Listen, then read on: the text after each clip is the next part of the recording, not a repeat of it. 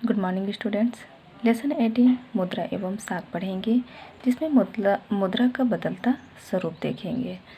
हमारे दैनिक जीवन में हमें रुपये और पैसों की आवश्यकता होती है। इनसे हम लेन देन करते हैं, जहां हम इन रुपयों से आवश्यकता की अधिकांश वस्तुओं और सेवाएं खरीदते हैं। मतलब हम जो अपने दैनिक जीवन में किस तरीके से वस्तुओं और सेवाओं को खरीदते हैं, और साथ ही साथ जो लेन देन में हम इनका इस्तेमाल करते हैं, वहीं हम लोगों को उनकी दी गई वस्तुओं और सेवाओं के बदले में भुगतान भी करते हैं। जैसे हम वस्तुओं को प्राप्त करने के लिए उन्हें रुपये या पैसे देते हैं या सेवाओं को खरीदते हैं, तो रुपये पैसे मुद्रा का इस्तेमाल किया जाता है।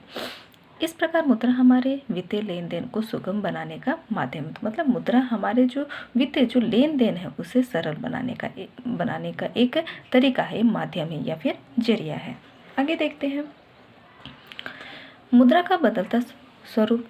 का स्वरूप बदलता रहता है। हमने इतिहास के अध्याय में लेन देन के लिए वस्तुओं के उपयोग के बारे में पढ़ा है। किस तरीके से हम जो मुद्रा है वो हम इतिहास में देखें कि किस तरीके से वो परिवर्तन होता जाता है। उसमें किस तरीके से जो प्राचीन काल में धातुओं का इस्तेमाल किया जाता है, लेकिन धीरे धीरे स्थिति में परिवर्तन होती जाती है।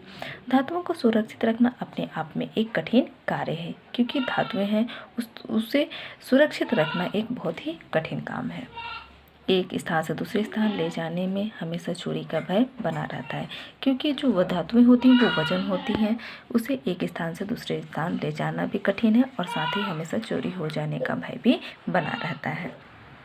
व्यापार के लिए हर बार तौलने की सुगम व्यवस्था नहीं थी। बाद में कुछ समस्याओं का समाधान सिक्कों के चलन से शुरू हुआ। जो व्यापार था उसमें बार बार जिस तरीके से धातुओं और वस्तुओं को तौला जाता था, लेकिन वस्तुओं को सरल मतलब जो तौलने के जो तरीके थे उन्हें वो क्या है सही नहीं था। लेकिन बाद में इन समस्याओं को में सुधार किए गए और उन जगहों पर सिक्के का चलन शुरू हुआ।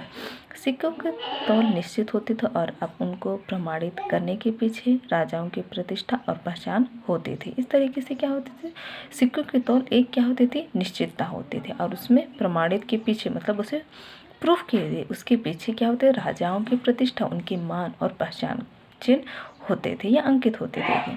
जैसे आप नीचे दिए गए चित्र में देख सकते हैं। जैसे कि यहाँ पे 18.1 में टकसाल में चांदी तौलते हुए नीचे दिखाया गया है। 18.2 में व्यापारी टकसाल जाकर सिक्के बनवाते थे और फिर उनका उपयोग व्यापार में किया जाता है। जिस तरीके से यहाँ सिक्के काट की तरह व्यक्ति की तरह दिखाया गया है, और यहाँ पे सिक्कों को ठप्पे लगाए जा रहे हैं उसे बताया जा रहा है।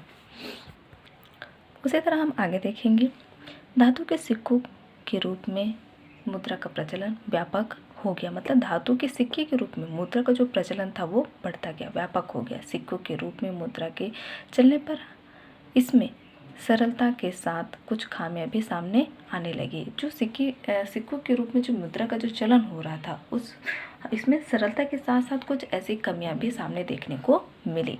सिक्कों की शुद्धता की जांच करने पर हर जांच में इसे खुरचने, छिलने और इनके भार में कमी के कारण व्यापारीगण इनकी शुद्धता और भार पर संदेह करने लगे। जिस तरीके से मतलब यहाँ पे जो सिक्के की शुद्धता उसकी जांच के लिए, उससे सही करने के लिए इसे खुरचने, छिलने और क्या है भार में कमी की वजह से व्यापारी जो थे वो इनकी शुद्धता पर क्या कर रहे थे, संदेह करने लगे थे। कुछ लोगों ने सिक्कों में मिलावट धातु का भी इस्तेमाल करना शुरू कर दिया था। जो कुछ लोग ऐसे भी थे जो सिक्कों में मिलावट धातुओं का इस्तेमाल करना शुरू हो चुका था। इन सभी परिस्थितियों से बचने के लिए सिक्कों के निर्माण व आकार में सुरक्षात्मक उपाय किए जाने लगे। जैसे सिक्के की बाहरी गोलाई में परतें मोटी की जाने लगी। तो इस तरीके से जो उसकी जो विभिन्न परिस्थितियों से बचने के लिए जो समस्या, जैसे कि मिलावट की समस्या या शुद्धता को लेकर के संदेह जो उत्पन्न हो रहा था, तो उन परिस्थितियों से बचने के लिए सिक्के का निर्माण और आकार में क्या है, सुरक्षात्मक मतलब सही तरीके से उसे किया जाने लगा। जैसे कि बताया गया है कि सिक्के की जो बाहरी गोलाई थी परतें क्या कर दी, मोटी की जाने लगी। जैसे कि यहाँ पे 18.3 में भारत के सोने के सिक्के, 18.4 में ब्रिटिश कालीन भारतीय सिक्के को, दो चीज़ों को यहाँ पे दिखाया गया है। अब आगे देखते हैं व्यापार के बढ़ने के साथ साथ कुछ नई समस्याएं आने लगी। व्यापार तो बढ़ा लेकिन इसके साथ नई भी और भी समस्याएं भी सामने आने लगी। सामान खरीदने के लिए उन्हें सिक्कों की ज़रूरत होती तो उस क्षेत्र में स्वीकार्य हो और चलते हो। मतलब जहाँ वो सामान खरीदने के लिए जिन सिक्कों का इस्तेमाल कर रहे थे होती थी या जिन सिक्कों का इस्तेमाल किया जाता तो उस क्षेत्र में क्या हो, स्वीकार हो, मतलब उन सिक्कों का प्रचलन हो और वहाँ पे वो चलते हों। हर क्षेत्र में अलग अलग सिक्के चलते थे, लेकिन क्या है, जो क्षेत्र थे हर जगह अलग अलग सिक्कों का प्रचलन था। व्यापारियों की लेन देन के लिए एक तरह के सिक्के को दूसरे में बदलने की ज़रूरत होने लगी। जैसे कि अलग अलग जगहों पर अलग अलग सिक्के, तो व्यापारी को जो लेन देन में क्या है, एक समस्याएं उत्पन्न होने लगी और उसे क्या है, एक दूसरे सिक्कों में उसे बदलने की ज़रूरत होने लगी। इस तरह एक को दूसरे में बदलना अपने आप में एक क्या बन गया था, कारोबार बन गया था। भारत में व्यापारियों ने इस समस्या का एक हल निकाला। इससे उन्हें हर बार सिक्के के ढेर एक जगह से दूसरी जगह नहीं ले जाने पड़ते थे। मतलब ये जो समस्या उत्पन्न हो रही थी तो उन समस्याओं को उत्पन्न करने के लिए उन्होंने क्या करने लगे कि एक सिक्के के ढेर एक जगह वो दूसरी जगह अब उन्हें नहीं ले जाने पड़ते थे। जिस शहर में उन्हें चीज़ें खरीदनी होती थी वे उस जगह के लिए एक क्या खुदवा लेते थे, लिखवाते थे, हुंडी लिखवा लेते थे। जैसा कि यहाँ पे एक कहना चाहिए हुंडी का दिखाया गया है कि किस तरीके से वो उसमें लिखवा दिए होते थे कि जो व्यक्ति ने जितने रुपए भी अदा की गई है उसे लिखवा करके रखा जाता था। जैसे कि यहाँ पे बताया गया है कि 4000 रुपये को एक हुंडी लिखी जाती थी। हुंडी रखने वाले दीवाने शेर अली को हुंडी को रुपये देहरी में चलने वाले रुपये में अदा की गई है। तो इस तरीके से एक उनको जानकारी भी मिल जाती थी और उन्हें पता भी चलता था। अब आगे देखते हैं। इस उदाहरण में कपूरथला के दीवान शेर अली को दिल्ली जाना था। मिर्जाचल बगनीराम जो पौधों का कारोबार करते थे, उन्हें एक गद्दी ऑफिस दिल्ली में थी। दीवान शेर अली ने कपूरथला में मिर्जामल मंगनीराम के यहाँ 4000 रुपये जमा किए। जिस तरीके से यहाँ पे हुंडी में लिखवाया जाता था कि वो किसको, जिस भी व्यक्ति को जमा किया जाता था या उनको रखने को दिया जाता था तो उसके नाम उसे कहना चाहिए। जैसे कि यहाँ पे दीवान शेर में कपूरथला में मिर्जा मल के मंगनीराम के यहाँ 400 रुपये वो जमा किए थे। इस संबंध में वो लिखवा लिए होते थे। मिर्जा मल ने दिल्ली में अपने मुनीम को पत्र लिखा कि वे दिल्ली में दीवान शेर अली को वहाँ चलने वाले पत्रों में 4000 रुपये वो अदा करें। दिल्ली में रुपए लेकर उन्होंने अपनी खरीदी कर ली। इस तरीके से वो क्या है, जो पैसे जब उन्हें ज़रूरत होती थी तो उन पैसों का वो इस्तेमाल कर लिया करते थे।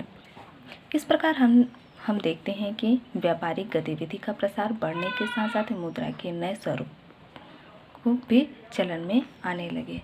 मतलब किस तरीके से जो व्यापारिक गतिविधि थी उस मुद्रा का जो चलन था वो क्या हो रहा था, बढ़ती जा रही थी, उसकी गतिविधि आगे बढ़ती जा रही थी। पत्र मुद्रा का चलन भी प्रारंभ हो गया, उसकी शुरुआत हो चुकी है। सराफा व्यापारी द्वारा रखे गए सोने या चांदी की रसीदें प्रमाणित मानी जाने लगी, क्योंकि ये उन्हें क्या करते थे, सुरक्षित उनको रखा जाता था। मतलब उनको प्रूफ के तौर पर उन्हें माने जाने लगी जो रसीदें होती थी।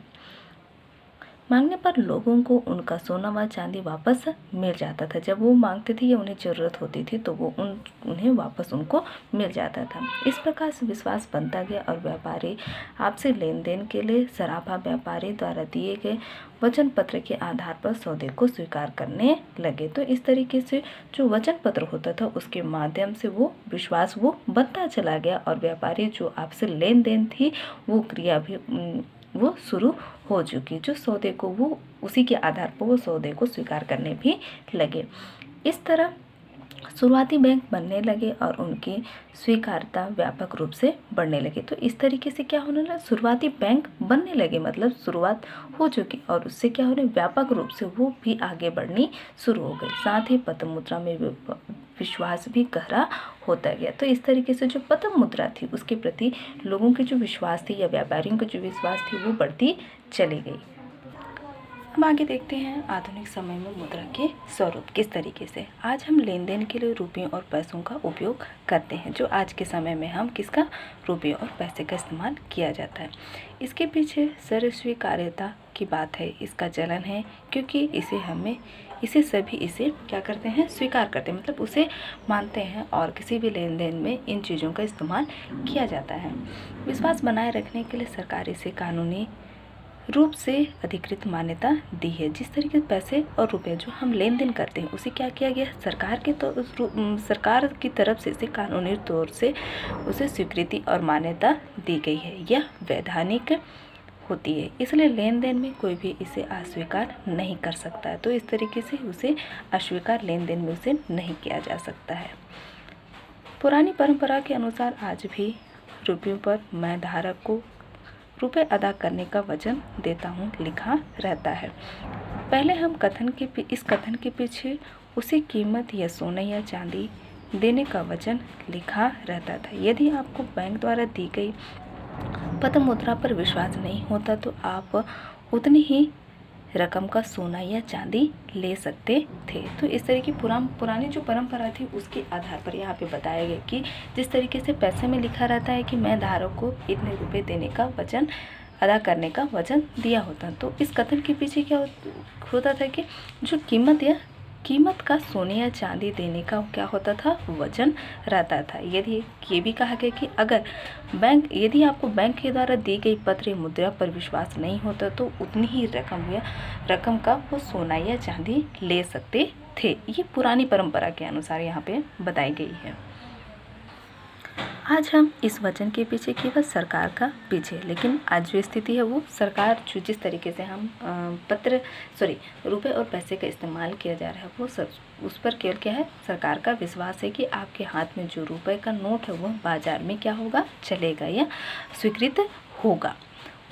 उतने रुपए की वस्तुएं आप खरीद सकते हैं। आप सर्वस्वीकार्यता और सरकार के प्रति लोगों के विश्वास पर रुपए पैसों का चलन टिका हुआ है। मतलब आज जो स्थिति है उसमें क्या है, जो रुपए या पैसे हैं उसे सरकार के द्वारा मान्यता प्राप्त की गई, जिससे लोगों का उसके प्रति विश्वास बना हुआ है और उन पैसों पर मतलब विश्वास पर, रुपए पैसे पर वो क्या हुआ है, टिका हुआ है। सरकार पर विश्वास कैसे बनाए रखती है इसके बारे में हम आगे पढ़ेंगे। तो देखते हैं क्या बताई गई है।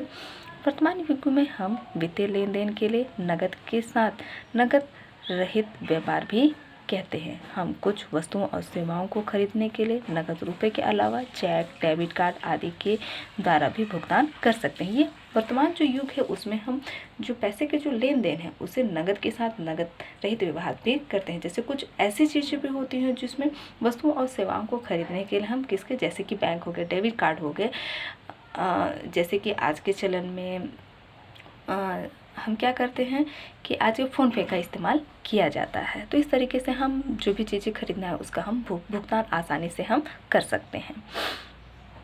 बैंक हमें हमारे खाते में जमा रुपए के आधार पर चेकबुक, डेबिट कार्ड देती है। तो इस तरीके से क्या करती है, बैंक हमें क्या है, हमारे खाते में जमा रुपए के जो आधार उसी के आधार पर चेकबुक, डेबिट कार्ड दिए जाते हैं। हम किन्हीं वस्तुओं या सेवाओं को खरीदने पर दुकानदार या विक्रेता को चेक देते हैं। जैसे कि मैंने आपको पहले भी बताया कि आज जो समय है, वर्तमान जो युग है उसमें बहुत ज़्यादा टेक्नोलॉजी और विकास काफ़ी अधिक बढ़ चुके हैं। वह दुकानदार उस चेक को अपने खाते में जमा कर लेता है। तो जो भी जैसे कि सेवाएं, किसी भी वस्तुओं को खरीदने के लिए वो दुकानदार को, विक्रेता को क्या कर सकता है, चेक देते हैं। तो उसी के आधार पर वो उसके जमे पर वो खाते में चली जाती है। बैंक द्वारा चेक प्रमाणित कर खाते में से उनकी रकम दुकानदार के खाते में क्या होती है, हस्तांतरित मतलब ट्रांसफ़र कर दिया जाता है। इस प्रकार बैंक के खाते द्वारा लेन देन आसान और क्या हो जाता है, सुगम हो जाता है। बैंक के खाते के द्वारा जो लेन देन है उसको सरल और सही तरीके से सुगम बना दिया जाता है। वर्तमान युग में बैंक खाते मुद्रा का बड़ा एक महत्वपूर्ण स्वरूप है। जो आज के युग में जो बैंक खाते हैं मुद्रा का एक बहुत ही बड़ा स्वरूप है, जिसका फैलाव भी बहुत अधिक हुआ है। अब आगे देखते हैं। बैंकों में ग्राहकों के पैसे मुख्यतः बचत खातों, चालू खातों और स्थायी जमा फिक्स डिपॉजिट के रूप में होते हैं। जो ग्राहकों को जिस तरीके से जो ग्राहक होते हैं बैंकों में अपने पैसों को वो रखते हैं। तो उसके रूपों को बताया गया है कि वो बचत खातों, चालू खातों और किसमें, स्थायी जमा में वो बैंकों के द्वारा अपने पैसे को सुरक्षित रखते हैं।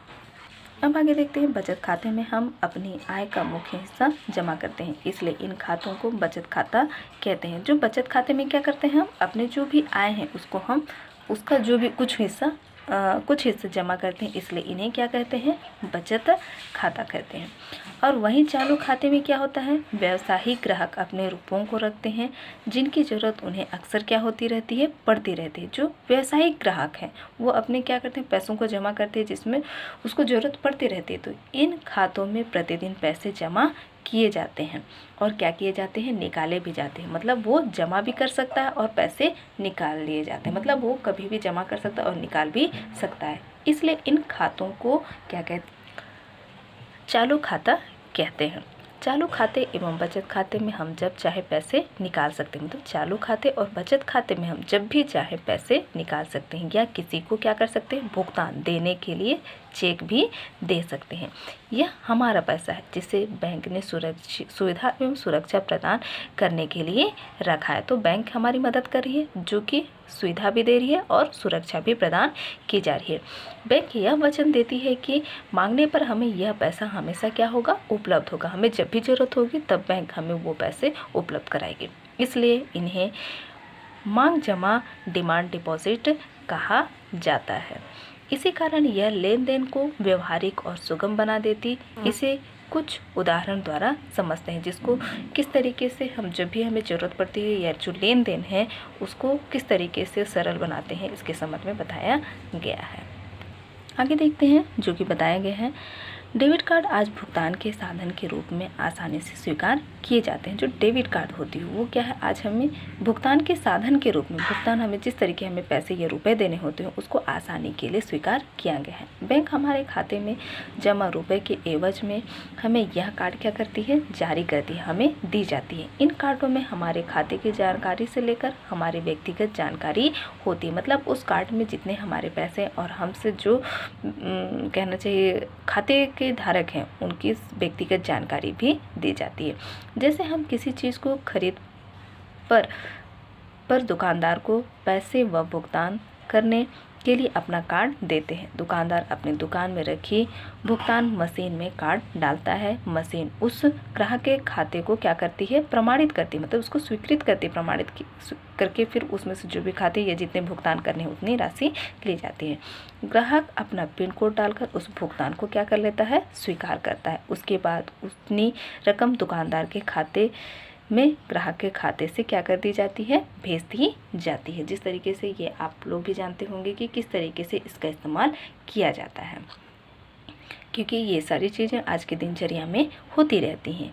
आपने किसी दुकान से 15,000 रुपये की नगद रहित कैशलेस खरीदी की है और आपको दुकानदार को चेक से भुगतान करना है। उसे आप चेक किस प्रकार जारी करेंगे, नीचे उदाहरण के लिए एक प्रारूप दिया गया है, आप इसे किस तरह भरेंगे करके देखें। जैसे कि आप यहाँ पे जो चेक बने होते हैं वो उसमें जितने रुपए देने हैं उस रुपये को, उस अमाउंट को यहाँ पे दिया जाता है और हस्ताक्षर भी की जाती है।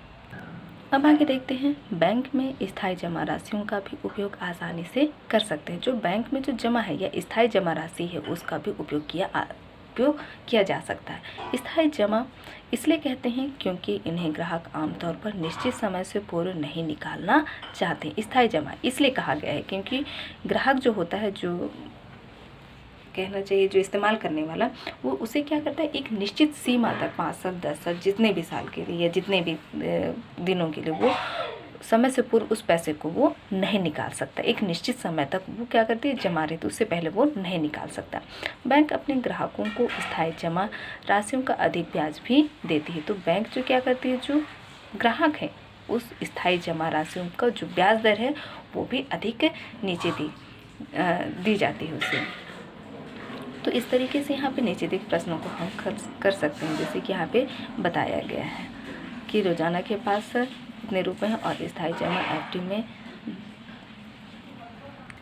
1 लाख रुपए, उसे दुकानदार को चेक के रूप में 40,000 रुपये देने हैं। तो उसे चेक देने से पहले क्या करना होगा, जिस तरीके से वो जो बैंक में जो बचत खाते हैं तो उस बचत खाते के माध्यम से उसे पैसे दी जा सकती है।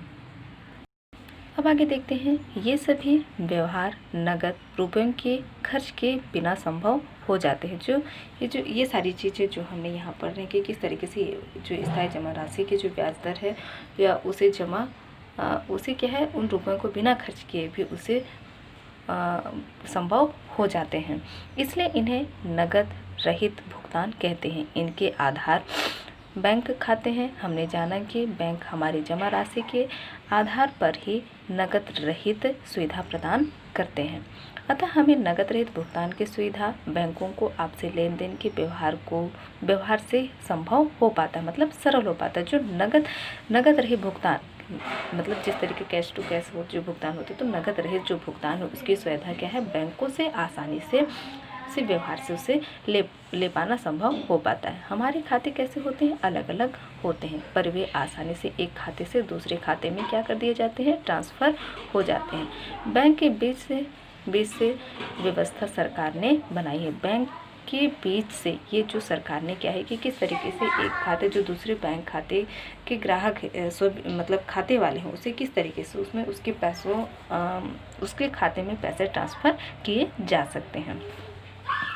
अब आगे देखते हैं, इनमें हमने जाना कि मुद्रा के दो स्वरूप होते हैं। एक नगद राशि जो हमारे पास होती है, नगद मतलब जो हमारे पास जो नगद है। दूसरी वह मांग जहां राशि जिन्हें हम बैंक खाते में रखते हैं वह राशि मांगने पर हमें दी जाती है। एक तो हमारे पास स्वयं होती है और एक हम बैंक में क्या करते हैं, उसे सुरक्षित रखते हैं। और लेकिन हम जब चाहें उस पैसे को या उस राशि को बैंक हमें उस राशि को हमें देती है। तो यहाँ पे कुछ सूची दिखाई गई है जो कि 31 मार्च वर्ष 2016 का जो स्टॉक है, किस तरीके से लोगों के पास कुल नगद रुपए पैसे में है और सभी बैंक कुल मांग दे जो बचत एवं चालू खाते और सभी बैंकों के लोगों को स्थायी जमा खाते फिक्स्ड डिपॉजिट जो कि यहाँ पे करोड़ों में प्रदर्शित की गई है। आप इसे देख सकते हैं। इस प्रकार हम देख सकते हैं कि बैंक व्यवस्था द्वारा निर्मित खाते हमारे लिए कितने जरूरी होते हैं। मतलब ये हमारे जो बैंक की जो व्यवस्था है वो हमारे द्वारा जो निर्मित खाते जो हमारे लिए बहुत ही जरूरी है और आवश्यक है। इन पैसों द्वारा क्या करते हैं, हम लेन देन करते हैं और बचत के रूप में उसे रखा भी जाता है या रख भी सकते हैं। इस बैंकिंग व्यवस्था को सुचारू रखना सरकार का काम है। मतलब जो बैंक की जो व्यवस्था है उसको सही तरीके से चलाना क्या है, सरकार का काम है। तभी इसमें विश्वास बना रहेगा और हम सहज तरीके से इसका उपयोग करते हैं, अतः सर्वस्वीकार्यता बनी रहती है। बैंक की देखरेख कैसे की जाती है इसके बारे में आगे, मतलब किस तरीके से यहाँ पे बताया गया कि जो बैंक की जो व्यवस्था होती है चूँकि हम एक विश्वास पर टिकी होती है और सरकार उस व्यवस्था को बनाए, जो बैंक की व्यवस्था है उसे बनाने का वो जिम्मा लेती है और सही तरीके से सरल तरीके से उसे हम जो नागरिक उन बैंकों का इस्तेमाल किया जाए तो उसमें सुविधा भी दी जाती है। अतः यह कैसी होती है, सर्व स्वीकार्यता मतलब स्वीकृत पे बनी होती है। अब आगे देखते हैं, मुद्रा पैसे या एवं बैंक खाता के विशिष्ट लक्षणों से पता चलता है कि हम सभी वित्तीय लेन देन में स्वीकार्य होती है। अतः बैंक की साख इसकी सार्वभौमिक स्वीकार्यता से होती है। जो मुद्रा है उसकी विशिष्टता लक्षण ये दिखी जाती है कि जो पैसे की जो लेन देन है उसमें क्या होना, स्वीकार्यता का होना बहुत जरूरी है। तभी मुद्रा की जो साख है उसकी जो व्यवस्था बनी हुई है उसको सभी के लिए क्या किया जाता है, स्वीकृत या स्वीकार किया गया है। यह हमारे लेन देन को सरल बना देती है। तो हमें क्या मिलती है, बैंकों के द्वारा हमें सुविधा मिलती है। हम आसानी से अपने जो रखे हुए पैसे हैं उसे आसानी से या हम जब भी मांगे बैंक हमें वो पैसा अदा करती है। अब आगे देखते हैं, किसी देश के अंदर वहाँ उपयोग होने वाले पैसे के आधार पर मूल्यों का क्या किया जाता है, मापन किया जाता है। देश के अंदर कहा गया है उपयोग होने वाले जो भी पैसे के आधार पर मूल्यों का उसको मापा जाता है। किसी भी वस्तु एवं सेवा की कीमत पता करने के लिए क्या होती है, मुद्रा उस पर अंकित होती है। मुद्रा का उपयोग कर कोई भी व्यक्ति तरह तरह की वस्तुएं विभिन्न कीमतों पर खरीद सकते हैं। अर्थात व्यक्ति अपनी सभी आवश्यकता की वस्तुएं जिन पर अलग अलग कीमत अंकित हो उनकी माप रुपया मुद्रा में कर उनका भुगतान कर सकता है। मतलब जो किसी भी चीज़ की जो मतलब किसी वस्तु को खरीदने के लिए जो कि अलग अलग कीमत पर होती हैं, तो उस की मतलब उस वस्तुओं को खरीदने के लिए मुद्रा के ऊपर क्या होती है, मुद्रा अंकित होती है उस पर। मतलब कितने रुपए में या कितने रुपए में वस्तुएं हैं, उन वस्तुओं के आधार पर वो मुद्रा का इस्तेमाल या मुद्रा कर उसको भुगतान, मुद्रा के माध्यम से उसको भुगतान करता है। क्योंकि ये है कि जो मुद्राएं होती हैं उसमें क्या होती है, अंकित होती है, तो उसी के आधार पर वो वस्तुओं को खरीदता है और उसके बदले में वो भुगतान भी करता है। इस प्रकार प्रत्येक मुद्रा वर्तमान और भविष्य के संभावित भुगतान का आधार होती है। जो मुद्रा क्या होती है, वर्तमान और भविष्य के संभावित भुगतान का एक आधार है। जैसे हम किसी व्यक्ति से 10,000 रुपये 2 वर्ष बाद में लौटाने की शर्त पर उधार लेते हैं, तो 2 वर्ष बाद हम मूलधन 10,000 रुपये की राशि ब्याज सहित मुद्रा में ही अदा करेंगे। किस तरीके से यहाँ पे जो किसी भी व्यक्ति को उधार के तौर पर दिए जा रहे हैं, तो उसे 2 वर्ष के बाद में क्या है, मूलधन तो वो वापस करेगा, लेकिन उसके साथ क्या वापस करेगा, ब्याज के साथ उस मुद्रा को वो अदा करेंगे। उसी प्रकार आज हमारे पास पैसे हैं, तो इसका उपयोग हम भविष्य में आसानी से कर सकते हैं। यही सुगमता मुद्रा को स्वीकार्यता प्रदान करती है। तो यही जो सुगमता, जो सरलता बनी है, उसी मुद्रा को क्या है, स्वीकार्यता प्रदान की गई है या प्रदान करती है। आज वस्तुओं और सेवाओं का विनिमय वस्तुओं और सेवाओं में ना होकर मुद्रा के माध्यम से होता है। तो आज जो स्थिति क्या है, वस्तुओं और सेवाओं को हम खरीदने के लिए किसका इस्तेमाल करते हैं, मुद्रा को माध्यम बना करके हम वस्तुओं को खरीदते हैं और सेवाएं भी प्राप्त करते हैं। इससे वस्तु विनिमय की कठिनाइयाँ भी दूर हो गई। मतलब पहले क्या होती थी कि स्थिति वस्तु से वस्तुओं को खरीदा जाता था, तो वो वस्तु विनिमय का, लेकिन आज क्या है, मुद्रा को माध्यम बना करके हम जो भी ज़रूरतें या आवश्यकता है, सेवाएं हैं या वस्तुएं हैं, उसे हम खरीद सकते हैं। तो क्या हुआ, यहाँ पे कठिनाइयाँ दूर हो गए। तो स्टूडेंट्स, आज के लिए हम इस लेसन से यहीं तक पढ़ेंगे। आप लोगों के लिए होमवर्क के लिए क्वेश्चन है। क्वेश्चन नंबर 1, साख से क्या आशय है, अपने शब्दों में समझाइए। क्वेश्चन नंबर 2, मुद्रा के लिए मापन का आधार होना क्यों जरूरी है। क्वेश्चन नंबर 3, मांग जमा राशि से क्या अभिप्राय है। क्वेश्चन नंबर 4, बैंक में ग्राहकों के पैसे किन किन खातों में जमा होते हैं। क्वेश्चन नंबर 7, क्वेश्चन नंबर 5 है, 30 वर्ष बाद मुद्रा के क्या नए स्वरूप हो सकते हैं, अपने विचार लिखें। ये क्वेश्चन आप लोगों को दिए जा रहे हैं। आज के लिए यहीं तक। Thank you students.